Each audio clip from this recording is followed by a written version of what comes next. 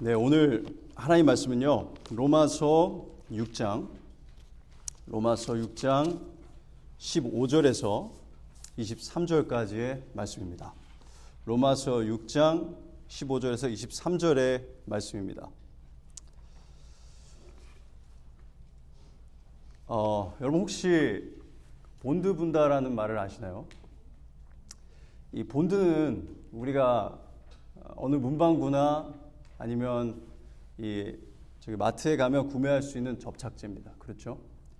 학창 시절에 본드로 이렇게 붙여본 기억이 나시나요? 그렇죠? 그래서 본드의 목적은요, 부러진 것을 이렇게 붙이거나 아니면 새로운 걸 만들 때, 공작을 할 때 사용하는 겁니다. 그런데 본드를 분다라고 하면 말이 좀 이상하죠? 네. 본드를 분다는 것은요, 쉽게 말해서 이 본드를 원래 목적대로 사용하지 않고 남용을 하는 것인데요. 본드에는 이 툴루엔이라는 화학 물질이 있습니다. 그리고 이 툴루엔은 용매로서 본드의 화학 성분들이 균일하게 섞이게 하는 역할을 하고요. 본드가 잘 흐를 수 있도록 도와줘서 작업을 하기가 좋게 만들고, 본드를 바른 뒤에는 빨리 증발을 할 수 있도록 도와줍니다. 아주 중요한 역할을 하죠. 그런데 이 툴루엔이라는 화학 물질은 이런 여러 역할을 함과 동시에 환각을 느끼게 하는 환각 물질이기도 합니다. 그래서 본드를 분다는 것은 본드의 이 툴루엔을 들이마셔서 환각 상태를 즐기는 행위를 말합니다. 이렇게 본드를 설레고 몽환적인 기분을 느끼기 위해서 사용하는 것은 처벌이 가능한 범죄 행위입니다. 마약을 하는 것이기 때문이죠. 그럼 이렇게 본드를 불고 나면 어떤 영향이 있을까요? 이 툴루엔을 흡입하게 되면요, 우리의 혈관과 뇌의 지방 세포가 파괴가 되고, 장기간 흡입을 할 경우에는 회복이 불가능할 정도로 뇌 손상을 입게 돼서 심하면 지적 장애에 이르고 암 유발률을 굉장히 높입니다. 자, 이렇게 본드를 부는 것이 남용의 예입니다. 본드를 부는 것은 우리가 물건을 만들고 고치기 위해 사용하는 이 유용한 물건을 악한 목적과 도기를 위해서 악용하고 그 목적에 맞지 않게 사용하는 것입니다. 그리고 본드 남용은 우리 신체를 망가뜨리고 하루하루 생산적이고 건강한 사람으로 살아갈 수 없도록 우리를 망가뜨리고 우리의 삶을 망가뜨립니다. 그럼에도 불구하고 본드를 부는 사람이 있는 이유는 무엇일까요? 바로 그 환각이 주는 잠깐의 쾌락 때문이고, 그 잠깐의 쾌락을 평생의 삶의 건강과 생산성보다 더 중요하게 여기게 만드는 죄악되고 어리석은 마음 때문입니다. 이렇게 선한 목적을 가진 물건도 남용을 할 수 있지만 성경적인 지식 또한 남용을 할 수가 있습니다. 그리고 오늘 본문이 다루는 질문은요, 바로 이러한 진리의 남용의 예시를 보여주고요, 그것이 왜 틀렸는지 설명해주고 우리의 새로운 지혜에 합당하게 살아갈 것을 명령합니다. 자, 그러면 먼저 오늘 본문 15절을 읽으면서 미성숙한 그리스도인과 또 거짓 그리스도인들이 어떤 진리를 어떻게 남용하는지 살펴보겠습니다. 네, 15절입니다. 그런즉 어찌하리요? 우리가 법 아래에 있지 아니하고 은혜 아래에 있으니 죄를 지으리요? 그럴 수 없느니라. 자, 지난주 말씀을 잠깐 상기를 해보면요, 우리가 이 비슷한 구조를 보았던 것을 혹시 기억하시는지 모르겠습니다. 1절로 한번 돌아가서 한번 봐보도록 할게요. 1절을 보면 뭐라고 나와 있죠? 그런즉 우리가 무슨 말을 하려? 은혜를 더하게 하려고 죄에 거하겠느냐? 그럴 수 없느니라. 이렇게 되어 있습니다.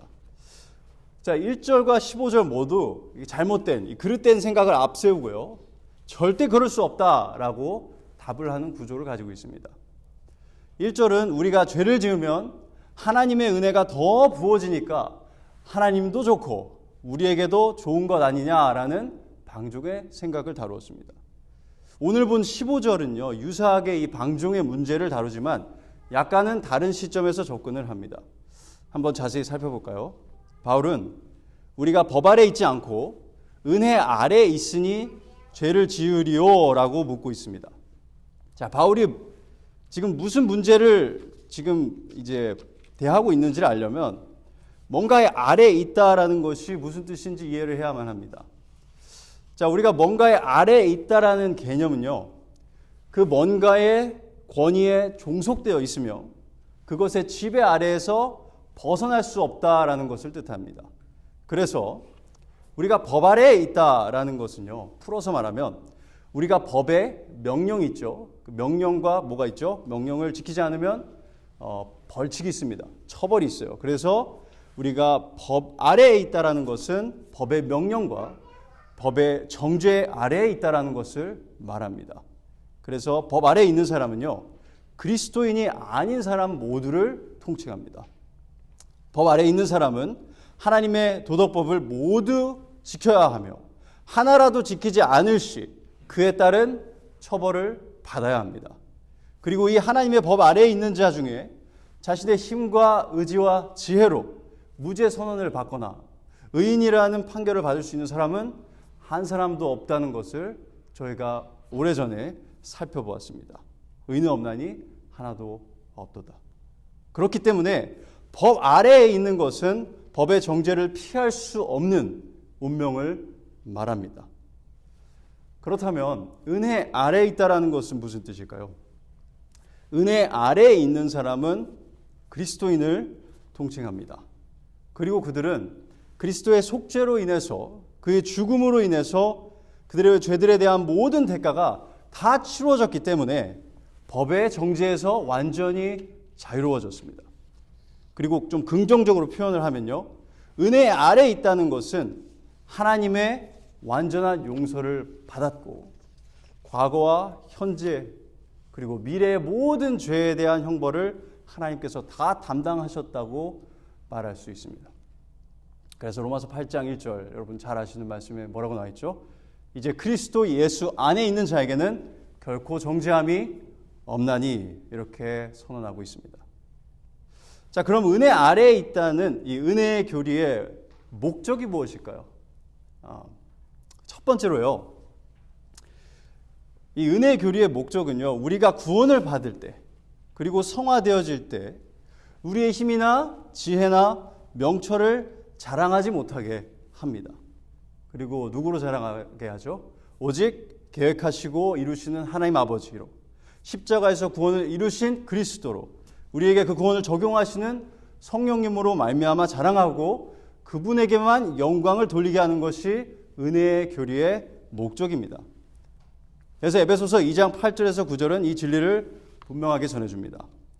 제가 읽겠습니다. 너희는 그 은혜에 의하여 믿음으로 말미암아 구원을 받았으니 이것은 너희에게 난 것이 아니요 하나님의 선물이라.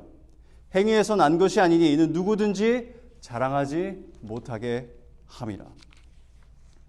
자, 그래서 우리가 은혜 아래에 있다는 것은 첫 번째로 은혜로 구원하시고 영원한 생명을 주신 하나님으로 자랑하고 기뻐하고 그분께 영광을 돌리게 만드는 것입니다. 두 번째 목적은요, 우리가 그리스도인으로서 살다가 어떨 때가 있나요? 죄를 지을 때가 있죠. 죄를 짓고 난 뒤에 하나님께 용서를 구하는 회개를 할 수 있게 하는 것이 은혜 교리의 두 번째 목적입니다. 그리스도인은 의롭다 칭함받은 뒤에도 여전히 죄의 욕을 느끼고 죄를 짓습니다. 그러나 우리가 은혜 아래에 있기 때문에 우리는 언제나 하나님께 용서를 구할 수 있고 하나님과의 친밀함을 회복할 수 있습니다. 그래서 요한일서 1장 8절에서 9절은 이렇게 권면을 하는 것입니다. 만일 우리가 죄가 없다고 말하면 스스로 속이고 또 진리가 우리 속에 있지 아니할 것이요 만일 우리가 우리 죄를 자백하면 그는 미쁘시고 의로우사 우리 죄를 사하시며 우리를 모든 불의에서 깨끗하게 하실 것이요. 자, 그래서 우리는 믿는 자로서 회개를 해야 합니다. 왜냐하면 우리가 여전히 죄를 짓기 때문입니다. 그런데 이 선하고 거룩하며 감격스러운 진리를 우리 죄인들은 뒤틀어서 우리의 욕망을 이루기 위한 환각제처럼 남용할 수 있습니다. 그리고 충격적이게도 우리 중 그 누구도 이 진리를 남용해보지 않은 사람은 없습니다. 이 은혜의 진리를 남용하는 방식은 우리가 읽은 15절에서 찾을 수 있습니다. 우리가 은혜 아래 있으니 죄를 지으리요. 여기서 멈추겠습니다. 여러분, 오늘 제가 한 가지 목표가 있습니다. 뭐냐면 우리 모두 안에 잔존하고 있는, 살아서 기생하고 있는 이 남용의 생각을 발견하고 그 생각과 전쟁을 선포하고 당장부터 이 전투를 시작하도록 도와드리는 것입니다. 여러분, 영적 전쟁에 대해서 제가 지난주에도 잠깐 말씀드렸지만 수많은 전투로 이루어진 전쟁이요, 군대 수장의 머리에서 시작되는 것처럼 우리의 영적 전쟁도 우리의 생각에서 시작이 됩니다. 그래서 바울은 우리의 생각 속에서 악한 생각을, 하나님의 생각과 반하는 생각을 사로잡고 포로로 삼고 그리스도의 말씀에 순종하게 해야 한다고 선포하고 있습니다. 고린도후서 10장 3절에서 5절에 이 같은 사실이 기록되어 있습니다. 제가 읽겠습니다. 우리가 육신으로 행하나 육신에 따라 싸우지 아니하노니 우리의 싸우는 무기는 육신에 속한 것이 아니오 오직 어떤 견고한 진도 무너뜨리는 하나님의 능력이라. 모든 이론을 다 무너뜨리며 하나님 아는 것을 대적하여 높아진 것을 다 무너뜨리고 모든 생각을 사로잡아 그리스도에게 복종하게 하니. 여러분, 이것이 영적 전쟁입니다.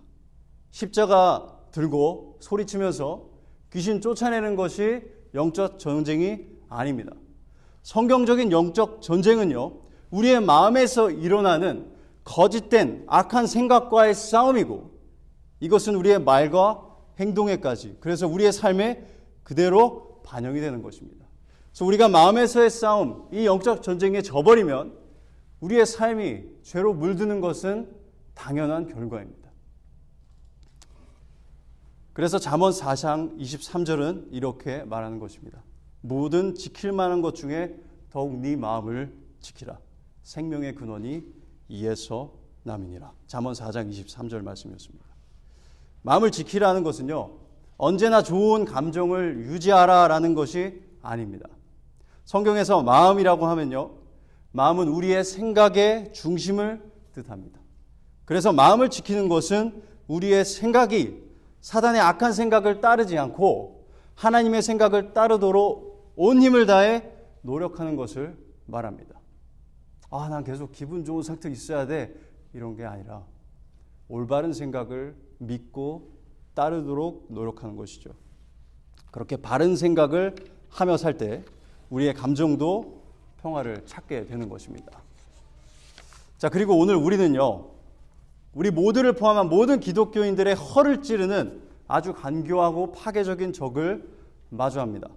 마치 암덩어리처럼 우리의 모든 세포를 죄악으로 오염시키는 그러한 생각입니다. 그 생각이 뭐라고요? 은혜 아래에 있으니 죄를 짓자 라는 생각입니다. 다른 말로 하면 오늘 말씀의 제목처럼 어차피 용서받았으니까 괜찮아, 한 번만 더 짓자 라는 생각입니다.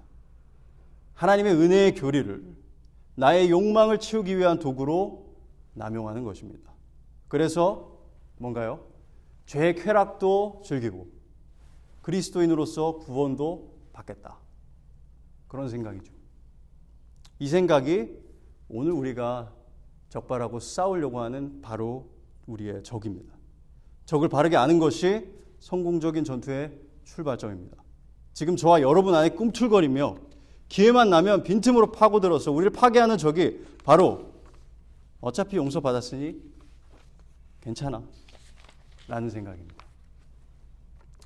은혜를 남용하여 죄를 간과하는 생각이고 자신의 양심을 무디게 만들어서 그리스도인답지 않은 생각과 말과 행동을 거침없이 하게 만드는 환각제와 같습니다.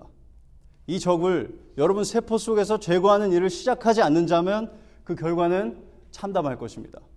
여러분의 신체는 물론 정신적 건강과 여러분이 사람으로서 일을 하잖아요.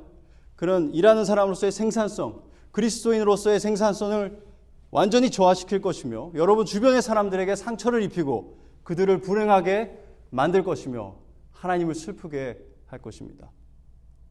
그렇다면 이제 적을 알았으니 왜 우리가 이 은혜의 교리를 남용해서는 안 되는지, 왜 우리가 그리스도인으로서 죄를 지어서는 안 되는지 그 이유를 두 가지로 살펴보도록 하겠습니다. 첫 번째 이유는요, 바로 우리의 새로워진 신분입니다. 그리스도인은 신분적으로 더 이상 죄의 종이 아니라 의의 종이기 때문에 죄를 가볍게 생각하고 죄를 지어서는 안 됩니다. 그러면 이 새로운 신분에 집중하면서 16절에서 18절까지 읽도록 하겠습니다. 로마서 6장 16절입니다. 너희 자신을 종으로 내주어 누구에게 순종하든지 그 순종함을 받는 자의 종이 되는 줄을 너희가 알지 못하느냐? 혹은 죄의 종으로 사망에 이르고 혹은 순종의 종으로 의에 이르느니라. 하나님께 감사하리로다. 너희가 본래 죄의 종이더니 너희에게 전하여 준 바 교훈의 본을 마음으로 순종하여 죄로부터 해방되어 의에게 종이 되었느니라. 자, 계속해서 종이라는 단어가 나오고 있는데요. 여기서 종이라고 한국어로 번역된 단어의 원어는 둘라스라는 그리스어입니다. 둘라스는요, 좀 더 가까운 번역은 노예입니다. slave라고 표현할 수 있어요. 그래서 이 둘라스, 이 slave는요, 종은요, 이 노예는요, 어떤 권한도 갖고 있지 않습니다, 스스로. 완전히 자신의 주인에게 귀속된 노예를 뜻합니다. 그리고 이 노예는요, 오직 자신의 주인의 말에만 순종하면서 그 주인의 뜻을 이루기 위해서 사는 존재입니다. 그렇다면 오늘 본문은요, 사람을 두 종류로 나누고 있는 것입니다.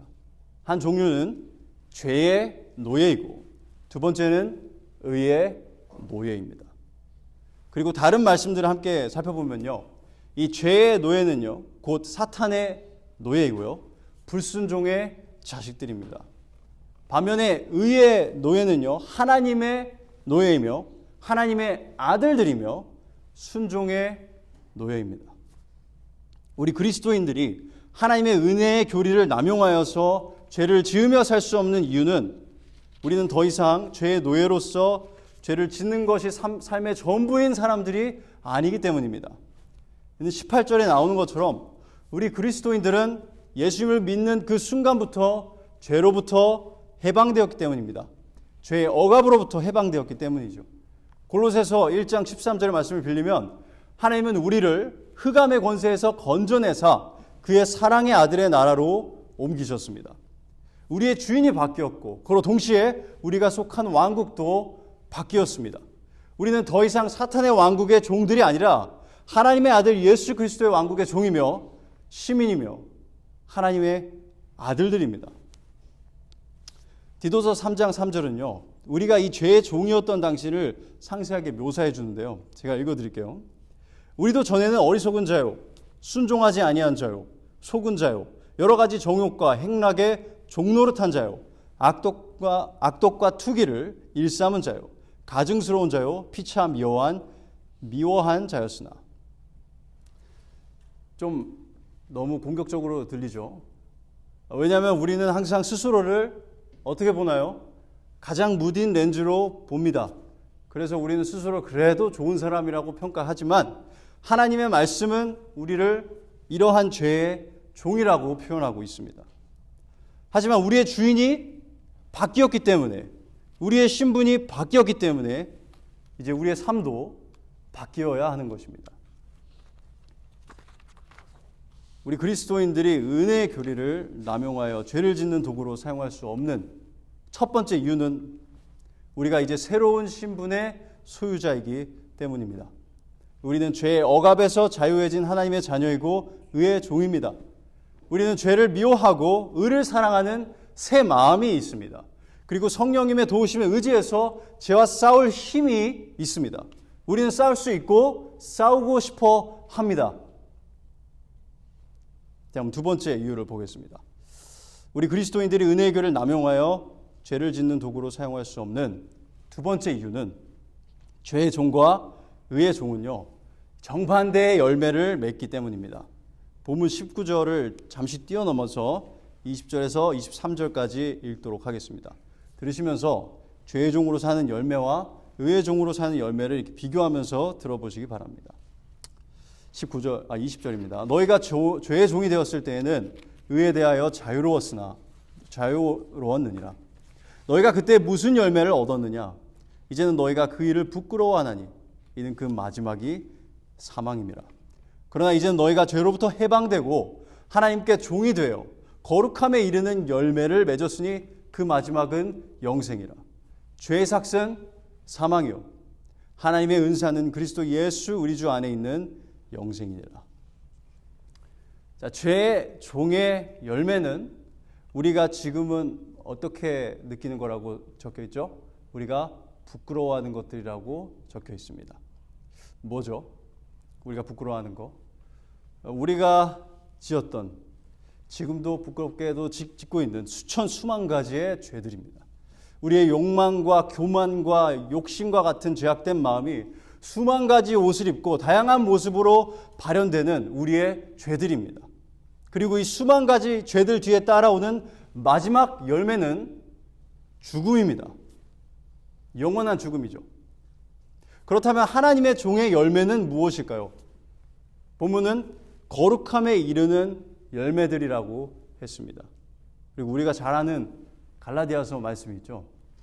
성경의 9가지 열매 한번 외워볼까요?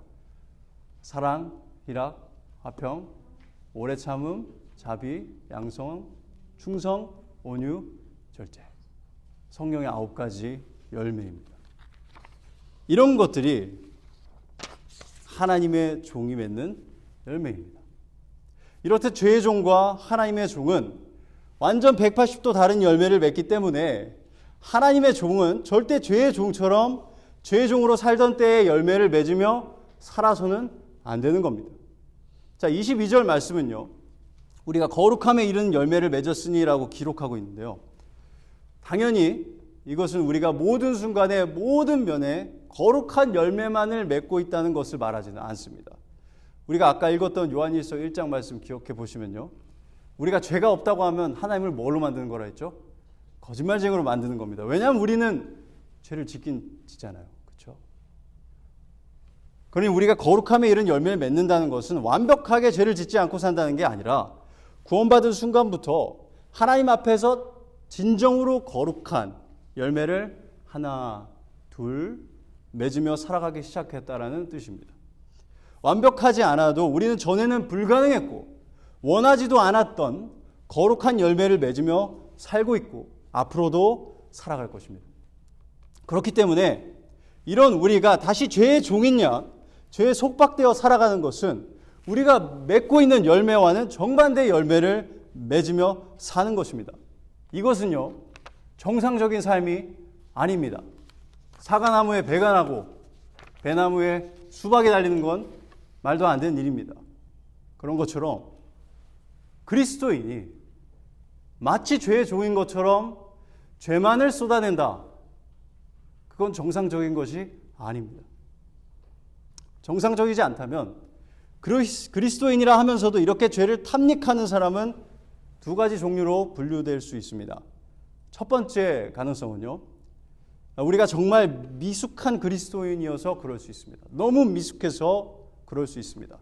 그러나 그런 경우라면 이런 말씀을 들었을 때 마음을 바꾸고 은혜의 교리를 남용하는 일을 멈추기 위해서 힘을 다해서 싸우기 시작할 것입니다. 완벽하게 거룩한 열매만을 맺지 못하지만 자신의 죄를 전보다 더 심각하게 바라보고 죄와 싸우며 그리스도를 닮기 위해서 힘쓸 것입니다. 그렇게 미숙한 기독교인에서 성숙한 기독교인으로 성장해 나갈 것입니다. 두 번째 가능성은 애초에 우리가 참된 그리스도인이 아니기 때문에 그럴 수도 있습니다.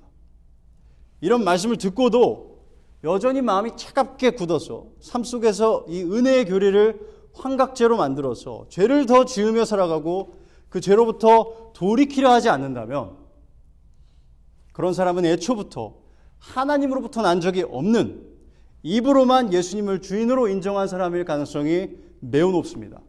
예수님은 이런 종류의 사람에 대해서 강력하게 경고했습니다. 마태복음 7장 21절 말씀입니다.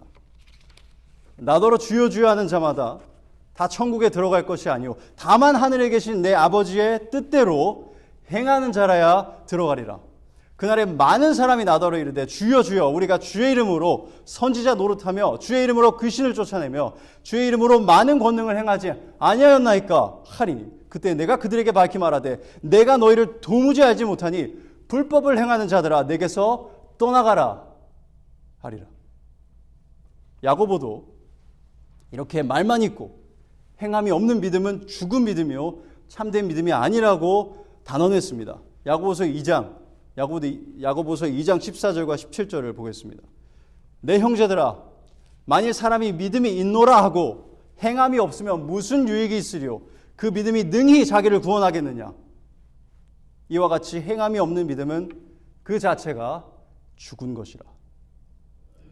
말로만 주님을 인정하는 것은 거짓 믿음입니다.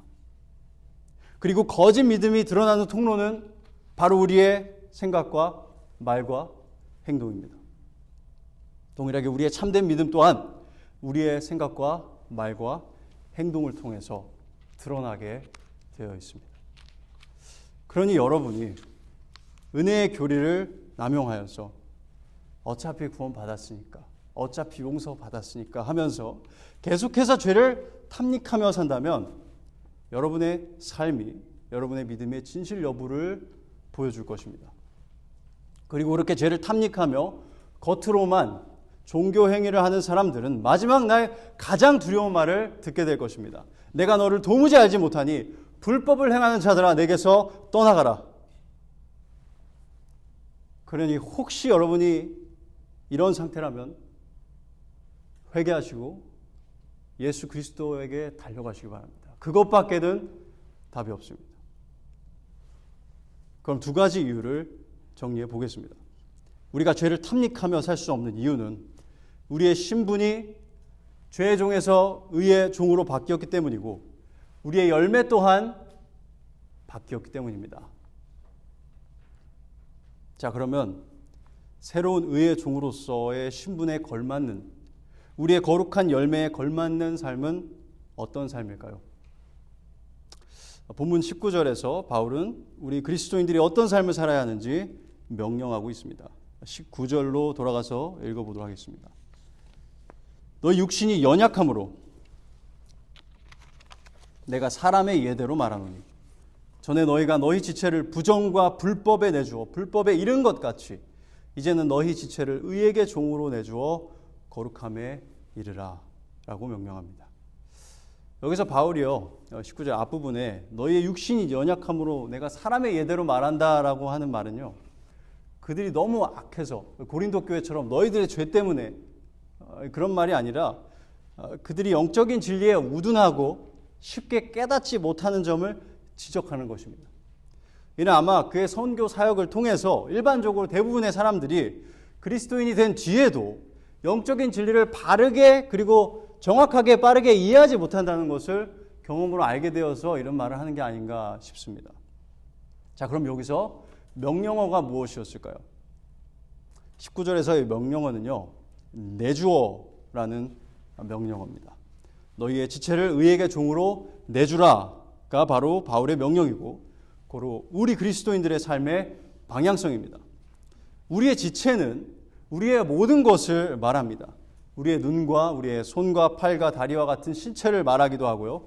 우리의 생각과 우리의 마음과 그래서 우리의 모든 말과 행동을 다 포함합니다. 바울은 우리의 모든 것을 활용하여서 의의 종답게 살라고 명령한 것입니다.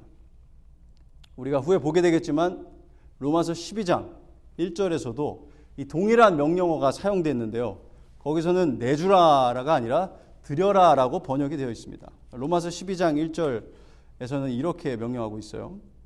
너희 몸을 하나님이 기뻐하시는 거룩한 산 제물로 드리라.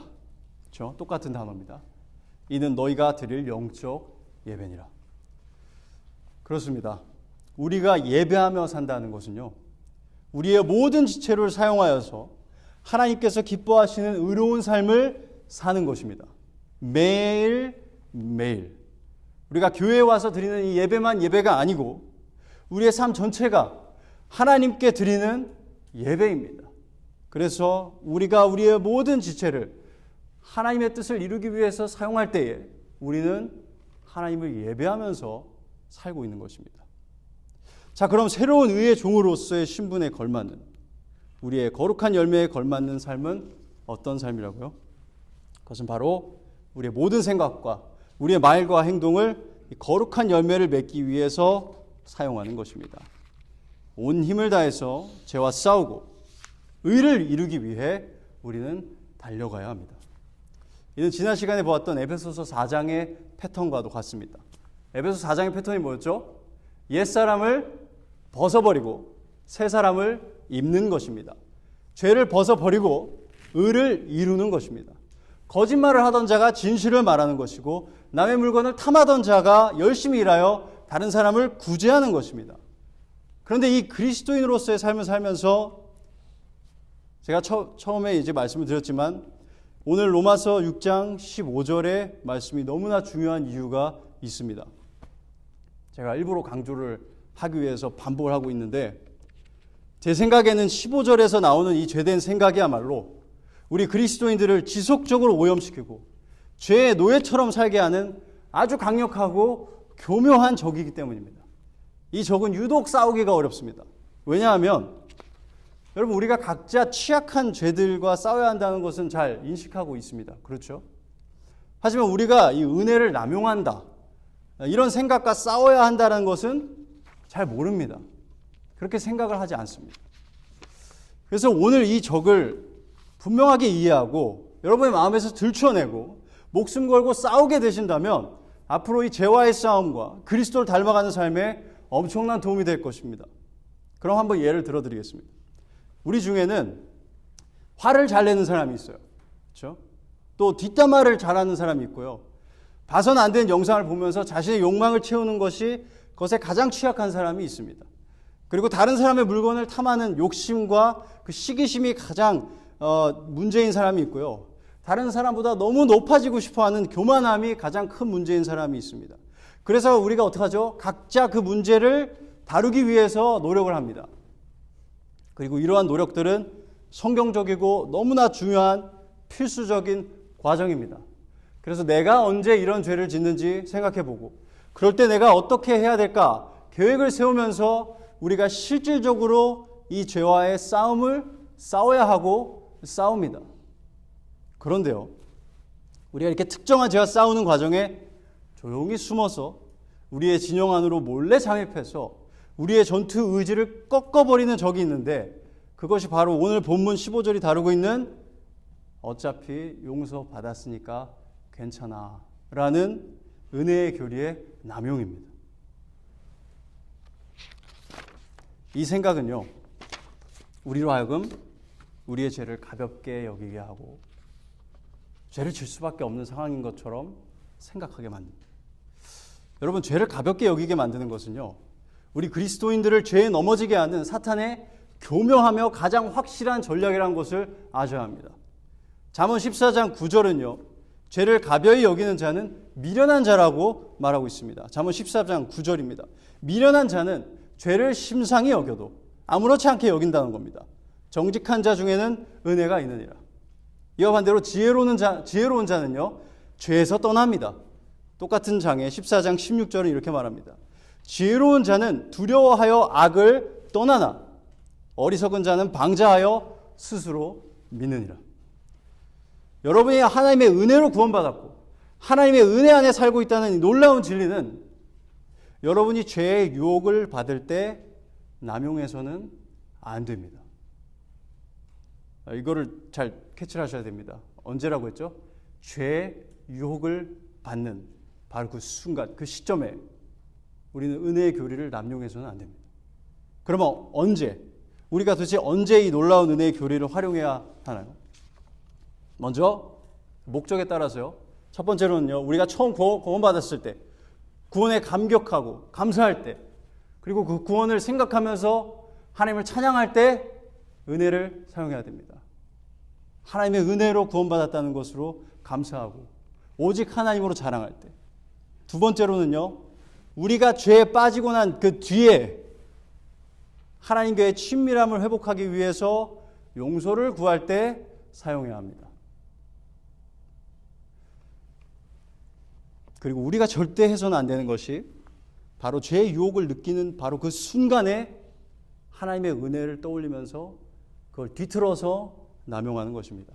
화가 치밀어 오를 때, 욕정이 끓어올 때, 욕심이 날 때, 남을 낮추고 싶고 나를 높이고 싶을 때, 그 순간에 은혜로 구원받았으니, 용서받았으니 한 번만 더 죄짓자 라는 생각에 절대 무슨 일이 있어도 여러분 마음의 운전석을 내어주어서는 안 됩니다. 그럼 죄의 유혹을 받는 순간에 우리는 무엇을 기억해야 할까요? 오늘 본문의 말씀처럼요, 우리가 더 이상 죄의 종이 아니라는 것을 기억해야 합니다. 그리고 우리는 이제 의의 종임을 우리에게 선포해야 합니다. 절대 이 전투에서 져서는 안 된다고 스스로에게 설교해야 합니다. 사기를 잃게 되면 지게 돼 있습니다. 그리고 우리가 할 수 있는 모든 방법을 동원해서 죄로부터 도망치고 죄와 싸우고 그리스도를 향해서 달려가야 합니다.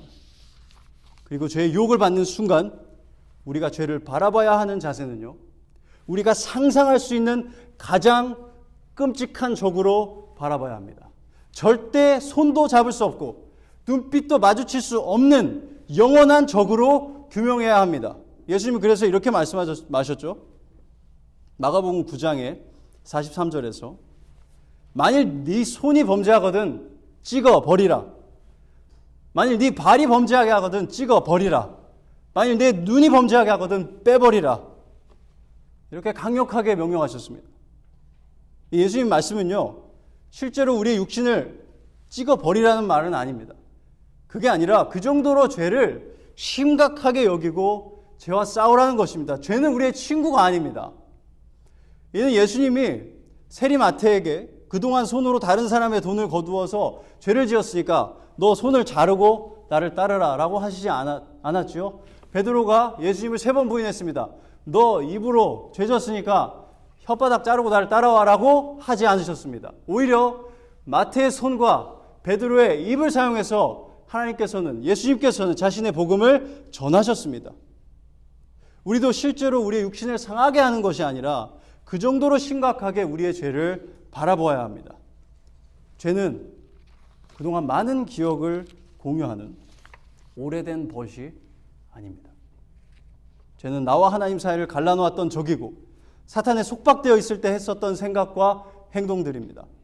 이제 우리는 죄와 함께 걸을 수 없고 대화를 해서도 안 되고 친근한 눈빛으로 바라보아서도 안 됩니다. 죄는 적이고 우리를 결국 죽음으로 인도하던 우리의 전 주인입니다. 그래서 여러분, 분명 앞으로 죄의 유혹을 받을 때 이런 생각이 드실 겁니다. 어차피 용서받았으니까 한 번만 더 진짜 큰 일은 없을 거야. 그렇죠? 이런 생각이 드시면 당장에 적발하시고 할 수 있는 모든 수단을 동원해서 싸우셔야 합니다. 그리고 그 생각 대신에 이렇게 생각하시기 바랍니다. 나는 더 이상 죄의 노예가 아니다. 나는 하나님의 노예다 라고 스스로에게 선포해야 합니다. 오늘 여러분이 절대로 놓쳐서는 안 되는 이 생각의 전환, 영적 전투는 바로 이것입니다.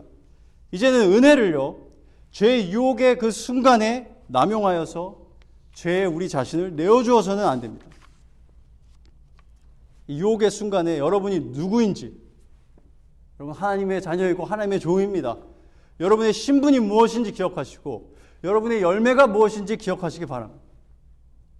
여러분이 이 싸움을 목숨을 걸고 싸운다면 하나님께서 자신의 일을 위해 사용하시는 귀한 그릇으로 사용하실 수 있습니다. 이거 디모데 후서 2장 20절 21절에 나오는 말씀이죠. 거룩하지 않은 사람은 쓰일 수가 없습니다. 그래서 사단이 여러분을 계속 공격하는 겁니다. 왜요? 쓸모없게 만들어야 되니까. 구원을 잃게는 할 수 없는데 쓸모없게는 할 수 있잖아요. 바로 이 적이 우리를 쓸모없게 만드는 적입니다. 그래서 여러분, 거룩하지 않은 사람은 무딘 칼과 같습니다. 크게 쓸모가 없어요. 그러니 여러분이 정말 하나님의 영광을 위해서 사용되고 싶으시다면 단순히 지식을 쌓고 그 지식으로 자랑하기 위해서 성경을 공부하고 신학을 공부하지 마시기 바랍니다. 성경 공부와 신학 공부는 우리가 더 거룩해지기 위한 필수적인 영양분을 제공해주는 과정이지 그 자체가 끝이 아니라는 점을 절대 간과하지 마시기 바랍니다. 그럼에도 불구하고 네가 죽거나 내가 죽는다 하고 싸웠는데도 결국 화를 내셨다면, 여러분의 욕망에 여러분의 눈을 빼앗겼다면, 욕심의 마음을 빼앗겼다면, 교만에 여러분의 마음을 내어주셨다면 그때, 바로 그때 여러분이 은혜 아래에 있다는 것을 기억하시고 한시도 지체하지 말고 은혜의 보좌로 나아가서 용서를 구하시기 바랍니다. 그러면 은혜의 하나님께서 여러분을 용서해 주실 것입니다. 그리고 여러분과 하나님의 친밀함이 다시 회복될 것입니다. 그러나 여러분이 죄의 유혹 아래에 있는 그 상황에는 절대 하나님의 용서에 대해 생각하지 마십시오. 여러분이 하나님의 노예이며 하나님의 자녀라는 사실을 기억하시고 싸우셔야 합니다. 여기까지 하고 설교를 마쳐도 되는데, 저번 시간에도 말씀드렸지만 이런 설교를 들으면 우리는 우리의 배우자나 친구를 생각합니다. 그렇죠? 그리고 어떻게 되나요? 여러분의 배우자가 교회 예배 끝나고 집에 가는데 막 죄를 짓는 모습을 보면 무슨 수를 써서라도 그 죄를 박멸해야 한다면서 눈을 부리키고 그 죄를 당장 지금 없애야 된다며 배우자를 압박할 수 있습니다. 제가 부끄럽지만 해봐서 말씀을 드리는 건데, 여러분, 은혜로 구원받았으니까 죄 짓자, 혹은 어차피 용서받았으니까 죄 짓자라는 악한 생각은 여러분 배우자에게만 있는 게 아닙니다. 이 설교자에게도 있고요, 여러분에게도 있습니다. 우리 모두 이 적을 피해갈 수가 없습니다. 분명 하나님은 우리에게 서로를 권면하라고 명령하셨습니다. 그렇죠? 잠언 27장 6절은 친구의 아픈 책망은 충직에서 말미암는 것이라 말했고, 다윗의 죄를 고발한 나단 선지자도 그를 사랑한 사람이었고, 하나님도 우리를 징계하시고, 그리고 성경은 분명 우리에게 범죄한 사람을 바로잡아야 한다고 갈라디아서 6장 1절에서 말하고 있습니다. 하지만 우리 일반적으로 나의 죄는 둔감하고 남의 죄는 너무나 민감합니다. 어디서 배웠는지 너무나 탐정처럼 잘 찾아내죠. 제가 생각할 때 남의 죄가 나를 아프게 해서 그런 것 같아요. 그렇죠? 특별히 배우자의 죄가 우리를 가장 힘들게 하는 것 같아요. 가장 많은 시간을 함께하고 가장 큰 기대를 하고 우리에게 가장 중요한 사람이니까. 그래서 특별히 배우자의 죄에 유독 민감해 하는 것 같아요. 그러나 우리는 이제부터 나의 죄는 가장 날카로운 칼로 민감하게 다루고 남의 죄는 넘치는 긍휼을 품고 바라보아야 합니다. 그리고 우리의 입술은요, 그들의 범죄를 바로잡을 때에도 은혜로워야 하고요, 칼로 찌름같이 함부로 말해서는 안 되고요. 너는 왜 그렇게 큰 죄이냐? 라는 식으로 교만하게 생각하고 말해서는 안 되고, 그들이 진정으로 죄에서 돌아서서 주님께로 나아가고 변화되길 소망하면서 정말 바라면서 말해야 합니다. 그러니 우리의 필승 전략은 이와 같습니다. 먼저 온 힘을 다해서 우리 각자의 죄와 싸우고, 특별히 죄의 유혹의 순간에 나를 안일하게 하는 어차피 라는 생각을 적발하시고 싸워야 합니다. 거기에 우리의 대부분의 노력을 쏟아야 합니다. 우리 각자의 죄와 싸우고 우리 각자가 그리스도를 닮아가는데 우리의 팔알을 다 사용해야 합니다.